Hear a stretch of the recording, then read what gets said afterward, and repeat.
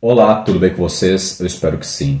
No vídeo de hoje eu quero trazer algumas reflexões, ponderações, meditações sobre a gramática, algumas reflexões que eu tenho tido ao longo dos anos. Nova mini gramática da língua portuguesa de Domingos Pascoal Segala. Este aqui eu li de cabo a rabo e todos esses post-its aqui servem como prova. Li o primeiro volume do Prazer das Palavras, de Cláudio Moreno. Eu li toda a série do Guia Prático do Português Correto, de Cláudio Moreno também. Só está faltando um livro aqui porque eu não sei onde é que está o quarto, ele subiu simplesmente de casa. Este aqui faleceu muito recentemente, faz poucos dias, Evanildo Bechara. Uma Vida entre Palavras, Fatos e Dúvidas de Linguagem.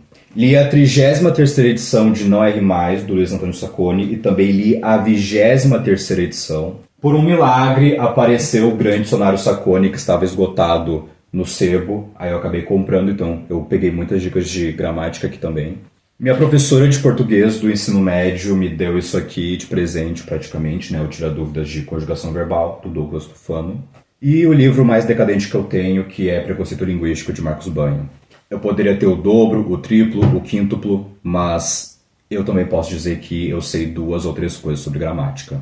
Acho que para começar a gente deveria tirar da cabeça essa ideia de que gramática é sobre o que é exatamente correto e o que é exatamente incorreto de dizer e escrever. E não, eu não falo isso como um pseudo-revolucionário como Marcos Banho e outros da estirpe dele. Não é isso que eu quero dizer. O que eu quero dizer é, a gente deve entender que nós usamos a língua para um propósito. Para que a linguagem serve? A linguagem não serve apenas para a comunicação. A linguagem serve, acima de tudo, para a cognição. Então não tem essa de, o simples fato de que você está emitindo algumas palavras e o significado que você dá a elas necessariamente vai ser correto. Não, aquilo que é correto é aquilo que é objetivo. Como é que a nossa mente opera? A nossa mente opera por meio de conceitos. Os nossos pensamentos são feitos de conceitos.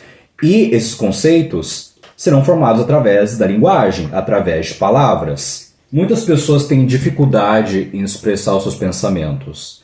E para você aprender a escrever bem, não é apenas uma questão de você aprender um conjunto de regras. Você não vai escrever bem simplesmente por decorar um conjunto de regras. Você precisa ter senso crítico. Senso crítico ao escrever, ao ler, ao falar, entender que existem vários recursos linguísticos que estão à sua disposição e que se você usa um em vez do outro, não significa que você está necessariamente certo ou errado. Às vezes, a ideia que você quer expressar, você vai precisar de certas regras, uma certa orientação que não vai servir em outros contextos. Contexto é uma palavra muito importante. Você precisa saber que contexto você está para você falar de determinada maneira. A escola faz crianças e adolescentes, e até hoje vários adultos, acreditarem que a gramática é fixa, né? Isso se dá alguns nomes, né? Algumas pessoas chamam de purismo. De que existe a forma correta do português e é assim que o português opera. De que essas são as regras e se você desvia dessas regras, você está completamente errado. E quanto mais a gente se aprofunda nessas questões, mais a gente percebe que há muitas ambiguidades, existem muitas regras que não cabem, não são muito boas. Por exemplo, qual é a diferença exata entre redundância e pleonasmo, né? Algumas pessoas chamam redundância, né? E por pessoas eu quero dizer professores, gramáticos mesmo, chamam de pleonasmo vicioso. Tá bom. Quem é que vai determinar quando um pleonasmo é vicioso ou não? Então, se você vai utilizar uma redundância, você precisa utilizar essa redundância com intenção. Só para dar um exemplo, verdade absoluta. É uma redundância, porque toda verdade é absoluta. Não existem meias verdades, né? Só que mesmo assim a gente utiliza a expressão meias verdades. Por que a gente diz meias verdades? Porque a gente gosta, por exemplo, de falar daquelas pessoas e descrever aquilo que as pessoas fazem, de falar uma verdade, mas também falar uma mentira, né? Então, sim, ainda há o absolutismo da verdade aqui e a mentira, de certa maneira, também é absoluta, né? Ou é verdade ou é mentira. Mas por meio de várias figuras de linguagem, a gente acaba, né, criando esse tipo de pensamento, esse tipo de entendimento, e a gente entende o que a pessoa quer falar. Evanildo Bechara, por exemplo, gosta de dizer que a linguagem não é lógica, mas também não é ilógica, e que sim, ela é alógica. Considerem, por exemplo, a dupla negação. Eu não posso fazer nada. Não, nada. Então aqui tem duas palavras negativas, então você pode fazer alguma coisa? Não, eu não posso fazer isso aí. Eu não posso fazer aquilo. Existem vários pensamentos que nós expressamos que na linguagem, e se você analisar de forma realmente lógica, você vai acabar se perdendo e você não vai acabar pegando o que a pessoa quis expressar, o que ela quis dizer, certo? Porque a língua opera de uma determinada maneira e a gente precisa ter consciência disso. Então, às vezes, quando a gente utiliza uma redundância, por exemplo, às vezes a gente utiliza com intenção, porque a gente quer deixar extremamente claro. Por exemplo, a gente ressalta uma característica que já está inerente na coisa. Ó, este lindo chimarrão verde. Tá, todo chimarrão é verde. Pode até mudar um pouquinho o tom e tal, mas todo chimarrão em essência é verde. Mas por que eu vou ressaltar o fato de que ele é verde? Por uma questão de estilo, por uma questão de ênfase, porque eu quero focar neste elemento específico do verde. E o que os professores fazem nas escolas é de propósito. Eles não querem que os alunos entendam que existe uma diversidade gramatical. Hoje eles até ensinam isso, só que quando você ensina isso, você deixa a cabeça do jovem mais confusa, porque no fim das contas, o que esse aluno quer é fazer um vestibular, escrever sua redação, e o que importa para ele é isso. Porque se ele quiser aprender gramática de verdade, ele faria isso por si só, né? Então eu aprendi gramática por vontade própria. Eu fui atrás de aprender, porque eu tenho essa intenção na minha vida. Eu acho que todo mundo deveria aprender gramática, obviamente. Só que algumas pessoas simplesmente têm uma predisposição maior a aprender gramática e outras nem tanto, né? Às vezes na nossa vida é assim, tem coisas que eu acabo me interessando mais, então eu vou seguir esse caminho. Então não é como se todo aluno tivesse de virar um novo Machado de Assis, um novo Olavo Bilac. Não é essa a intenção das aulas de português que a gente tem nas escolas. Nós não esperamos que os alunos cheguem num nível em que conseguem entender os textos mais complexos, que saibam se expressar de todas as maneiras possíveis. Não é essa a intenção. A intenção é praticamente ensinar o básico. A escola serve para isso, para ensinar o básico. Ensinar, né, a criança ou adolescente a dar os seus primeiros passos. Entende? Então eu tive química na escola e hoje eu mal utilizo química. Eu utilizo em uma certa medida, assim como matemática, eu uso em uma certa medida. Só que todo mundo puxa a sardinha pro seu lado, todo mundo faz isso. Então, nossa, eu como professor de português, eu preciso tratar português como a coisa mais importante do mundo. Ai, como eu sou professor de inglês, eu preciso tratar inglês como se fosse a coisa mais importante do mundo, sabe? E às vezes não é assim que o mundo funciona. Você precisa entender que alguns alunos simplesmente não vão querer seguir esse caminho de virarem grandes escritores. Também existe o fenômeno do preciosismo, né? Que é aquela preocupação de querer falar sempre da forma mais correta possível, e quanto mais se foca nisso, você nem soa mais convincente, você está menos focando naquilo que você quer expressar e mais preocupando se o que você está dizendo está gramaticalmente correto. E existem muitas regras que estão sendo questionadas hoje.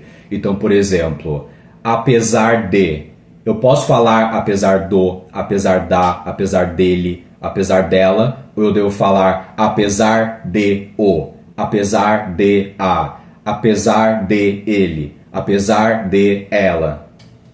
Isso é uma regra que está sendo questionada, porque existem outras formas semelhantes, outros casos semelhantes com apesar de, apesar do, apesar dele, apesar dela, que se manifestam e que a gente nem chega a pensar, poxa, deve ter um erro aí, né? Por exemplo, o mero fato de que nós falamos de, do, da, quando isso é uma junção de o, de, a. Livro de um menino, o livro de um menino. Assim como existe num, numa. Só que até hoje você verá vários alunos que vão evitar fazer essa contração. Mas as contrações existem, né? Você vai à casa de ele ou você vai à casa dele? Você vai à casa dele, você não precisa nem pensar por um segundo, é um no-brainer, você não precisa nem pensar. Só que aí no caso de apesar de, pronto, aí já não pode. Está na hora da onça ou de a onça beber água? Os dois estão certos. A questão é, quando você for fazer um vestibular, ou você que já fez o vestibular, você teve ou terá de lidar e arcar com certas regras daquela banca. Então você precisa ter ciência, consciência de como cada banca retrata e aborda certas regras gramaticais. Existem bancas que se preocupam com apesar do, apesar da, apesar dele. Mas tem bancas que não se preocupam com isso e consideram legítimo, consideram como correto. E não podemos nos esquecer que gramática não é só sobre isso e, aliás, nem é necessariamente o foco principal, porque, no fim das contas, por que a gente se preocupa com gramática? Porque nós queremos ser compreendidos. Nós gostaríamos de expor nossas ideias da forma mais clara o possível. Nós estamos deixando de nos preocupar com certas virtudes da escrita, como clareza, concisão, escrever com harmonia, escrever de uma maneira colorida. E você verá que muitas pessoas simplesmente estão com a escrita viciada por causa do Enem. Não, você não tem obrigação de escrever sempre um parágrafo de 6 linhas, 7 linhas. Você pode escrever parágrafos que têm apenas 2 linhas, ou 1 linha. Você não está proibido. Mas essa coisa de você ter de aprender a escrever da forma como está sendo exigido pelo Enem, isso aí contaminou a cabeça das pessoas. E agora todo mundo escreve um texto que poderia recortar aqueles conectivos irritantes. Ai, por conseguinte. Odiernamente. Os melhores escritores, e eu estou falando dos bons mesmo, eles não costumam utilizar esses conectivos a cada frase que iniciam. Aí tudo é um inicialmente, aparentemente. É um monte de conectivos e se você os recorta, na maior parte das vezes não vai perder sentido o seu texto. Apenas vai economizar espaço, vai facilitar a compreensão do leitor. Suas ideias vão ficar mais bonitas de se ler, mais agradáveis. A gente tem uma tendência de usar muito conjunções, quando poderíamos simplesmente evitar muitas das vezes, né? Então a gente sempre quer botar um mas, um mas, um mas, um mas. Mas se você tira, não perde nem um pouco a ideia. A própria formação da palavra gramática dá a entender o quê? Escrita bela, escrita bonita. Então, a gramática faz parte dessa preocupação com a beleza. E a gente precisa levar, sim, a beleza em consideração. A beleza é algo importante. Só que não, agora querem tratar a gramática como se fosse a coisa mais científica do mundo. Não é? Pelo menos científico no sentido de vamos fazer aqui todo o processo do método científico, vamos fazer provas, vamos fazer testes. E claro, a linguística nos ajudou muito a entender algumas coisas que já eram óbvias, francamente. Todo mundo sabe que um texto em que você precisa ficar indo e voltando, é um texto mal escrito, né? Não, nossa, é um texto super profundo. Nossa, é um texto que, precisa ler 10 vezes. Se é preciso ler o seu texto 10 vezes, ele não está bem escrito. Ele simplesmente não está. Então, isso é feito de propósito, né? Então, a gente vê isso no juridiquês, no academiquês. Gramática tem a ver com elegância. E também tem a ver com as outras coisas que eu mencionei. Por exemplo, simplicidade, você facilitar a vida do seu leitor. Por isso que existem as vírgulas. A vírgula não tem regras, todas as regras bem definidas. Algumas estão até que bem definidas, mas outras são opcionais. Existem circunstâncias em que você não deve botar vírgula, por quê? Não porque Deus disse que botar uma vírgula aqui é errado. Não é isso. É você entender que a vírgula tem um propósito. É você entender que a vírgula está aí para facilitar a vida do leitor, né? Até mesmo a sua vida, porque você gostaria de escrever seu texto e daqui, sei lá, a 2 anos você lê o seu texto de novo e perceber, isso aqui que eu queria expressar. Porque às vezes por causa da falta de uma vírgula pode dar um sentido completamente diferente, certo? Então existem circunstâncias em que a frase está muito longa, né? Não significa necessariamente que o simples fato da frase estar longa significa que deve ter uma vírgula ali. Mas às vezes colocar uma vírgula ajuda. Só que você precisa ter consciência de quando colocar essa vírgula. E aí você vai aprender sintaxe, né? Então, também, e tenha um cuidado, porque se você for aprender gramática, entenda que existe sim uma ordem. Você não apenas acorda um dia pensando, eu não sei pontuar, então eu preciso aprender pontuação. Não é assim que as coisas funcionam. Você precisa aprender sintaxe. De novo, assim, existem circunstâncias em que você pode ou não colocar uma vírgula. Mas você vai ter que entender o porquê das pessoas colocarem uma vírgula ali. Você entender que a vírgula tem sim um propósito. Pontuação. Existem circunstâncias sim em que você precisa pontuar de uma certa maneira. Você termina toda a frase com ponto final ou com algum outro tipo de ponto. Isso é verdade? Ou ponto de exclamação, se for uma pergunta, ponto de interrogação, né? Então, a gente entende, a gente tem uma noção. Só que algumas pessoas pensam, quando é que eu devo usar o travessão? Você pode usar travessão quando você achar conveniente colocar travessão. Quando eu devo colocar um parêntese? Os parênteses. Você coloca quando você achar conveniente colocar parênteses. Parênteses tem um significado. Você utiliza parênteses quando, por exemplo, você escreve alguma coisa que se você não lesse, não faria a menor diferença. Entende? Mas às vezes é legal colocar entre parênteses. Mas também poderia colocar entre travessões. Ou você poderia simplesmente colocar entre vírgulas e criar um aposto. Quando eu devo usar ponto e vírgula? Você pode ver a sua vida inteira sem usar ponto e vírgula. Mas se quiser você usa ponto e vírgula. Mas quando é que você vai usar ponto e vírgula? Veja exemplos de pessoas que utilizaram ponto e vírgula. E não é à toa que quando nós falamos de gramática, o que baseia a gramática tradicional? O que baseia a norma culta? São os melhores escritores da nossa língua. Mas quem vai determinar quem são os melhores escritores? De certa maneira, existe a crítica, existem as pessoas que se especializam nisso e vão falar que realmente esse escritor aqui escreve muito bem comparado a esse outro e tem um fundamento de verdade muitas das vezes. Às vezes não tem, mas às vezes tem. Só que no fim das contas, é você que deve criar o seu próprio estilo. Você precisa utilizar o seu senso crítico, você precisa comparar esses escritores, né? Então não basta apenas você ler toda a obra de Machado de Assis para você entender, ok, isso aqui é o português correto. Sim, é importante você ler livros de bons autores, de autores que melhor souberam expressar suas ideias. Você precisa ler os clássicos. Os clássicos são de autores, normalmente, né? Então, o que é clássico, o que é cânone, você verá que são escritores que normalmente, nem todos, né? Existem alguns escritores que você lê e fica enojado. Então, por exemplo, eu fiquei enojado lendo Jorge Amado. Por que eu consigo ficar enojado com Jorge Amado, mesmo sabendo que ele pode ser considerado como uma referência para a gramática no futuro, daqui a pouco? Talvez não hoje, mas talvez no futuro.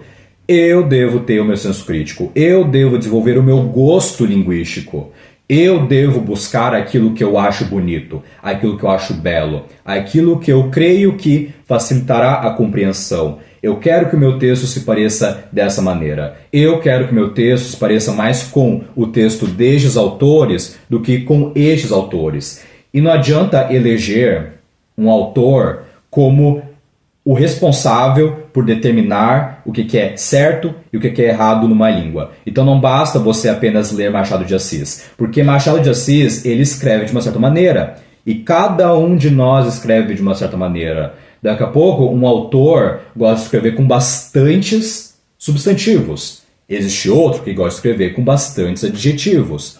Existem alguns que gostam de utilizar muitos pontos finais. Existem outros que colocam uma vírgula atrás de uma vírgula, atrás de uma vírgula, atrás de uma vírgula. Ao se referir a Deus, deveríamos usar pronomes em letra maiúscula ou minúscula? A escolha é sua. A escolha é sua. Você não precisa acatar a opinião de religiosos, de católicos, de cristãos para determinar a forma como você deve se referir a Deus. Você se refere a Deus da forma que você quiser. E de novo, eu não estou dizendo que tudo é certo, que tudo é adequado, que tudo é apropriado, porque existe que é apropriado e que não é. Então existe uma certa tendência das palavras evoluírem, só que não é como se fosse água jorrando rápido assim, sabe? Tipo, aquelas mangueiras que a água sai super rápido, com uma pressão muito forte, a língua não funciona dessa maneira. É, na verdade, um riacho, bem calminho, certo? Você precisa entender o quê? Que leva tempo para as pessoas pegarem certas acepções de certas palavras, né? Você precisa entender que na linguagem, quando nós nos expressamos, nós fazemos vários acordos com quem nós estamos conversando, nós fazemos vários acordos com quem está lendo. Existem muitas alternâncias na fala. A fala é algo muito impreciso, sabe? Então, sim, quando a gente escreve um texto, o texto ele é mais monitorado, nós temos muito mais cuidado ao escrever. E nós queremos dar o nosso melhor. É importante darmos o nosso melhor e não fazer como Marcos Banho, que considera apenas como verdadeiro aquilo que é medíocre, aquilo que é baixo.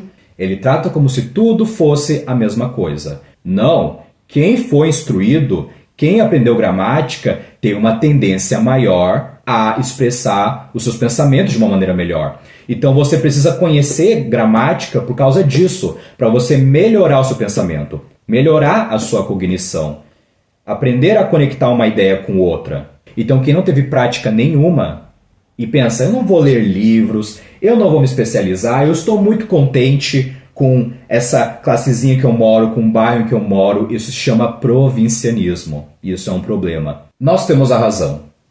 Nós temos epistemologia. Nós queremos entender as coisas. Queremos saber das coisas. Tipo, se você acha que isso aqui é a mesma coisa que isso é relativização. Entende? Então, Marcos Banho, ele quer fazer aquilo que fazem, por exemplo, em sociologia, em antropologia, em que não existem culturas superiores, em que não existem culturas civilizadas e não civilizadas. Não, é óbvio que existem culturas que são melhores que outras. Simples assim, entende? Então eles pegam essa ideia que eles querem chamar de ciência, né? Ele tenta fazer uma coisa científica quando na verdade ele não faz. Ele faz muitas afirmações categóricas que simplesmente não estão de acordo com a realidade. E ele promove essa tendência filosófica, essa tendência estética até, de que o que é bom, o que é o melhor, o que é superior, o máximo que nós somos capazes, não existe. É como se ele olhasse para o pobre, para o favelado e dissesse, não queira ser melhor que isso, porque não existe melhor do que isso. E aí ele se convence, né? O pobre coitado, ele se convence de que a cultura dele é igual a dos outros. Que não saber conjugar verbos é a mesma coisa do que saber conjugar verbos. Eu vou reiterar o seguinte, a linguagem serve propósitos cognitivos acima de tudo, certo? Porque para você falar, para que serve a linguagem? A linguagem é para comunicação, tá? Mas para você poder comunicar, você precisa ter o que comunicar, certo? Então a linguagem ela está antes disso, de você falar alguma coisa. Primeiro você deve pensar, e você pensa com palavras. E você precisa entender como essas palavras se organizam mentalmente antes de você expressar qualquer coisa. Existem muitos pensamentos que nós temos que nós não falamos para ninguém. Eles não precisam ser comunicados, certo? E a gramática, dentre várias outras formas de aprendermos sobre como o mundo funciona, né? Então, através da lógica, através da ciência, e aí da ciência a gente aprende biologia, física, química, matemática, história, várias outras coisas que a gente pode aprender. A gramática também serve a esse propósito de compreendermos o mundo. Uma das formas mais comuns de interpretarmos o mundo é lendo. Lendo livros, lendo jornais, lendo revistas, lendo as redes sociais, lendo. E se você não sabe gramática, se você não sabe o significado das palavras, porque a ordem das palavras está de uma certa forma, e se você colocar de outra maneira, pode mudar o sentido, ou vai ficar mais feio, ou vai dificultar a leitura, se você não entende isso, como é que você vai querer contribuir? Né? Você vê todas as informações e a gente tem essa tendência de querer ensinar e educar. Toda conversa que nós temos com as pessoas acaba tendo essa ideia de forma implícita ou explícita. Nós queremos ensinar, nós queremos educar. Por que nós queremos educar? Porque queremos ser melhores. Então nós aprendemos gramática para quê? Porque nós queremos ser melhores. Então, o seu socioleto, não importa qual seja, em qual canto do mundo você esteja, não importa se você é rico, o mais rico possível, se você é da elite, ou se você mora debaixo da ponte, se você mora dentro de um poço. Não tem tanta relevância assim. Você precisa aprender a se comunicar entre as classes. Você precisa se comunicar entre pessoas de raças diferentes, de cores diferentes, de sexos diferentes, de nacionalidades diferentes, de ideias diferentes. As pessoas hoje falam muito de diversidade. A única diversidade que as pessoas não gostam de comentar é a diversidade intelectual. Ao aprender gramática, você não apenas escreve de maneira elegante, de maneira intricada, cuidadosa, caprichada, mas você também começa a entender o que os outros escrevem, entende? E aí você cria essa relação. Então, ultimamente, eu não tenho me preocupado tanto em ser o mais correto possível. Quando eu escrevo um texto, obviamente, eu escrevo um texto, eu deixo o texto adormecendo, aí eu vou reler o meu texto, vou ver se eu encontro algum erro ou outro. Mas se a pessoa comete um errinho ou outro, quem liga? Entende? No fim das contas, quem liga? Você pode até, se você trabalha com correção de texto, isso é uma exceção, né? Você quer revisar o texto, vai lá, circula ali o que tem, que poderia ser melhorado, e sim, isso é importante. Mas para quem está escutando, para quem está lendo, se você comete um deslize ou outro, ninguém liga. No decorrer desse vídeo eu devo ter feito uns 10 erros, 20 erros, cometido uns 20 erros gramaticais, impropriedades, mas no fim das contas vocês estão preocupados com o que eu quero comunicar e vocês querem aprender alguma coisa com isso. Há uma filosofia corrente nas letras que preceitua o seguinte, que devemos analisar a linguagem, a língua, de duas maneiras. De maneira prescritiva e de maneira descritiva. A prescritiva tem a ver com normas e a descritiva tem a ver com descrever como a língua é realmente falada, realmente escrita. Antes de começar a gravar este vídeo, eu estava assistindo a uma palestra do Steven Pinker.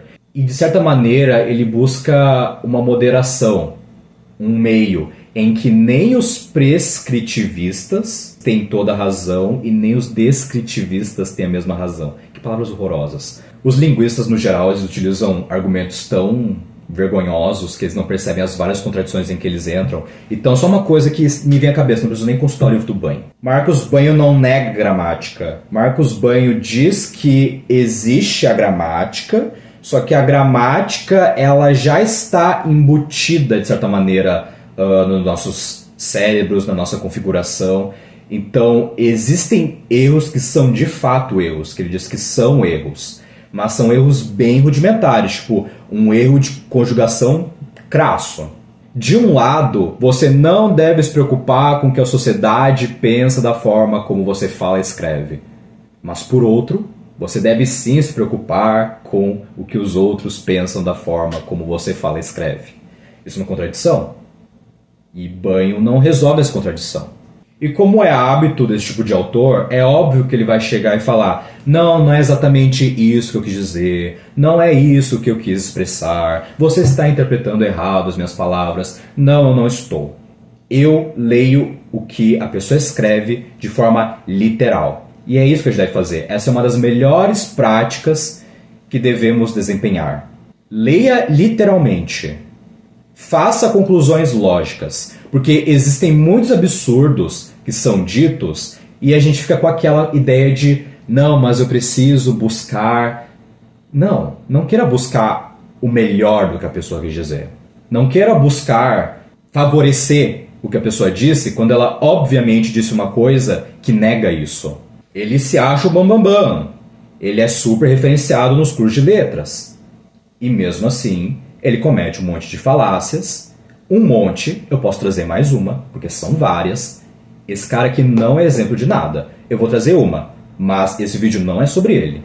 O professor Pestana relembrou isso que o Banho fez de afirmar: não existe voz passiva sintética no português brasileiro. Ele fez essa afirmação categórica num livro dele, numa gramática dele. Ele utiliza neste vídeo a voz passiva sintética. Ele, um brasileiro. Ele que fala português brasileiro utilizando voz passiva sintética. Ele escreveu que a voz passiva se constrói, no português brasileiro, única e exclusivamente de forma analítica. Ele ainda afirma: a nomenclatura que ainda usa conceitos como se apacifador, passiva sintética e passiva pronominal é inteiramente descabida e tem de ser abandonada de uma vez por todas, junto com a concordância bizarra que ela implica. E, dando um tiro no próprio pé, em um vídeo ele diz o seguinte: criaram-se instrumentos heurísticos interessantíssimos. E isso, para muitos estudantes de letras, é o ápice da ciência. Não só estudantes, mas professores. Isso aqui é o ápice da ciência. Isso aqui é uma referência para o Brasil. Ele é um exemplo. Mantenha o senso crítico. Sempre pense no que é melhor para você. Pense naquilo que você considera melhor. O que você considera bom? O que você considera como melhor? Como superior? Você gostaria de estar melhorando que aspectos da forma como você escreve, da forma como você fala e da forma como você pensa? Isso é algo que é muito negligenciado,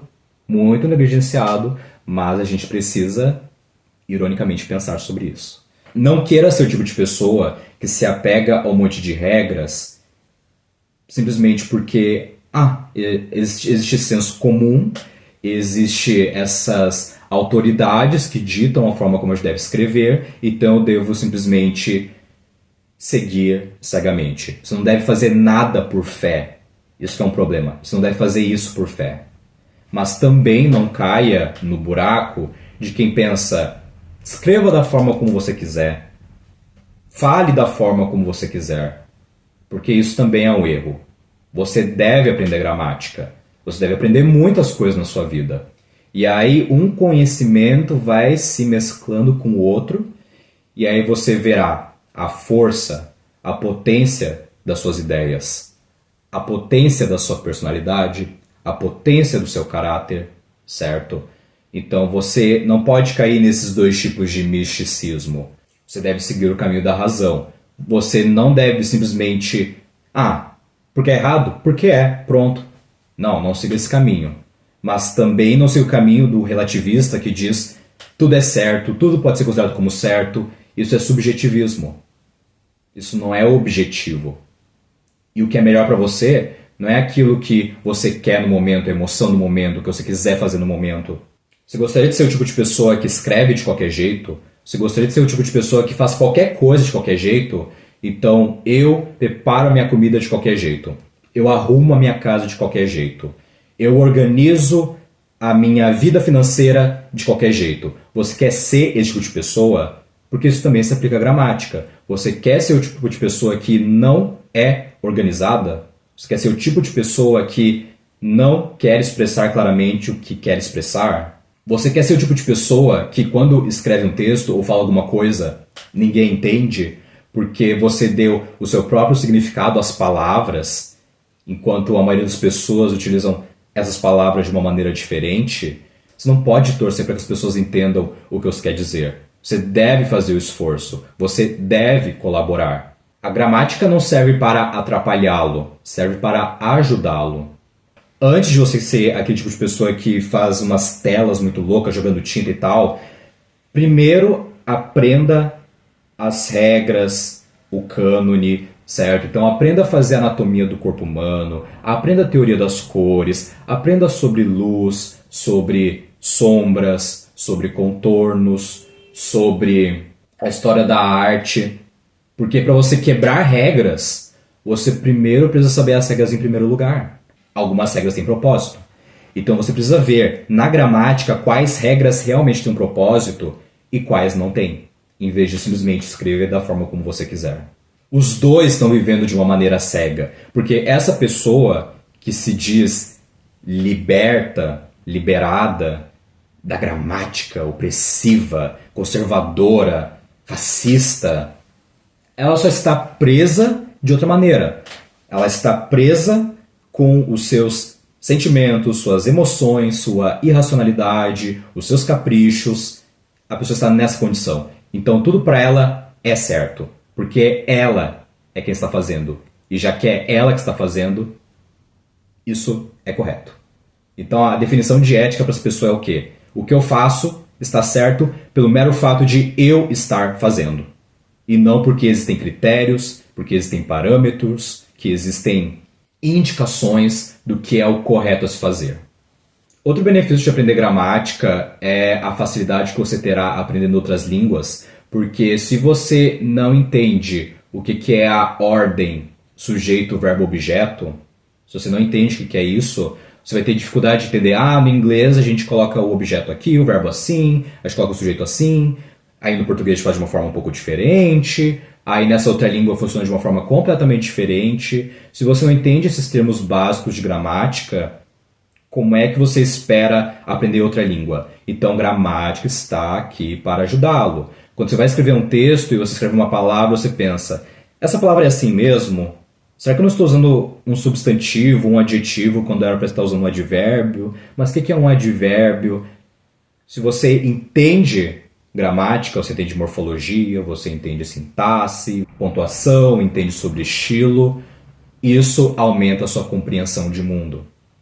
De novo, a gramática não está aqui para atrapalhar as pessoas, está aqui para ajudá-las. Nós precisamos ter consciência disso, de não tratar a gramática como algo que as pessoas entendem como opressiva, entende? A gramática não é opressiva. Na verdade, uma das coisas mais opressivas que existem é a ignorância. Isso é uma das coisas mais opressivas que existem. Mas isso é promovido rotineiramente. Faça o que você quiser, faça o que quiser com a sua vida, tudo que você faz está certo, tudo que você faz é bonito, tudo que você faz é maravilhoso porque é você que está fazendo. Então é isso, caso vocês tenham gostado desse assunto, vocês podem curtir o vídeo, comentar, compartilhar, mostrar que vocês se interessam por esses tópicos, que aí eu posso continuar abordando. Se vocês tiverem interesse, eu simplesmente vou falar mais, e gravar mais vídeos, e publicar mais. Eu quero voltar a publicar mais vídeos no meu canal porque me dá gosto, sabe? Eu adoro editar vídeos, adoro gravar esses vídeos. Então é isso. Curtam, comentem, compartilhem, se inscrevam e até o próximo vídeo e tchau.